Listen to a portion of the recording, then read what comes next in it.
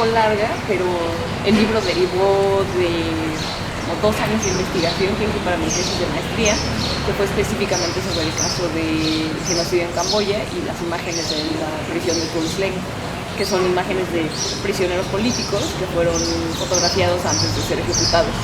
Entonces pasé 2 años estudiando ese caso y me di cuenta que en realidad el fenómeno del retrato involuntario iba más allá de ese caso y había muchos otros casos históricos en distintas latitudes y decidí que daba para un libro.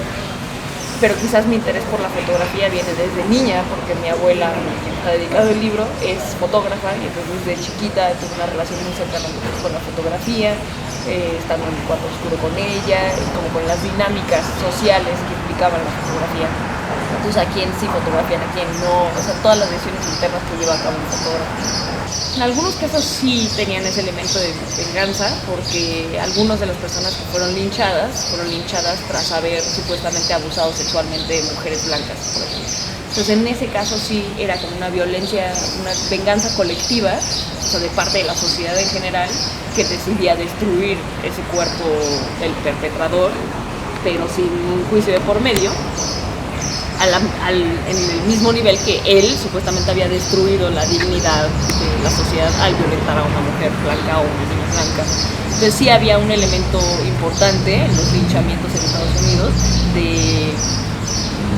de retribución de la violencia. Entonces si una parte de la sociedad había ejercido una violencia, la otra se le iba a regresar. La línea que une a los linchamientos en el sur de Estados Unidos con el caso de las fotografías de Abu Ghraib está sustentada en el hecho de que ambos tipos de fotografía fueron utilizadas como trofeo de guerra para quien la produjo. Entonces, en los linchamientos, las fotografías eran producidas y transformadas en postales para que la gente las consumiera y las diseminara. Y de la misma manera, las fotografías de Abu Ghraib fueron utilizadas por los soldados como una reafirmación de que habían podido dominar a esos cuerpos ajenos. Es enorme, o sea, la burocracia es una forma de violencia, en realidad. Y la burocratización de la violencia es quizás uno de los tipos de violencia más aparentemente pasivas, pero más insidiosas. O sea, porque es constante, está basada en la repetición, está basada en la nulificación de la persona, en la continuación, o sea, porque es una violencia continua, como es parte de un sistema.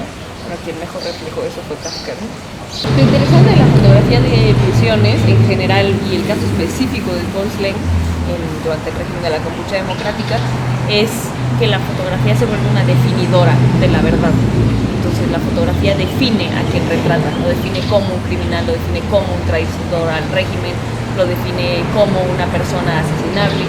Entonces eso es lo más sorprendente de ese tipo de fotografías, que son fotografías que toman a la gente de un contexto y la reinsertan en otro muy descontrolados. Es un ambiente de mucho control, pero también de mucho descontrol hacia la persona. O sea, la persona pierde todo control sobre su ser, su imagen. O sea, te insertas a un espacio donde pueden hacerte lo que sea, a tu cuerpo, lo que sea, a tu mente, lo que sea, a tu ser, y transformarlo, ¿no? Es un poco como que la burocracia digiere al que retrata, ¿no?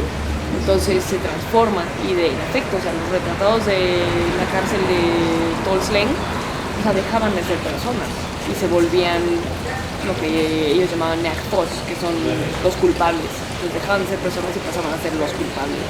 A mí me gusta mucho esa historia porque es muy irónico que la gran teórica de la fotografía, ¿no?, que fuera la que dijera, o sea, la historia de la crítica de la fotografía en general es negativa en torno a la fotografía. Entonces, a los críticos de la fotografía les encanta, nos encanta decir que la fotografía es una herramienta del poder, es un acto de violencia, o sea, casi siempre lo vemos del lado negativo.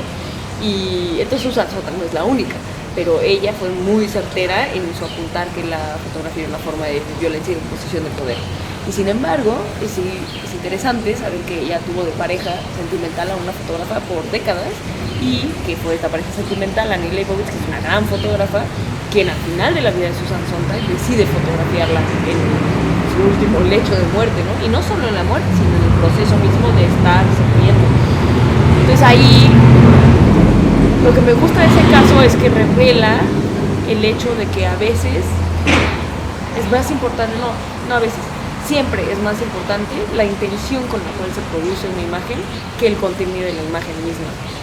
Entonces quizás la imagen del cuerpo muerto de Sontag es muy impactante, pero el sentimiento que había detrás era un sentimiento de profundo amor de Leibovitz hacia ella, de querer retenerla, de guardar un último recuerdo de ella, no de tratar de imponerle una violencia. O sea, yo jamás diría, bueno, mi opinión personal es que esos retratos son retratos que derivan del amor, no del deseo de imponer el poder sobre otro. Sin embargo, hay quien lo ha juzgado de otra manera.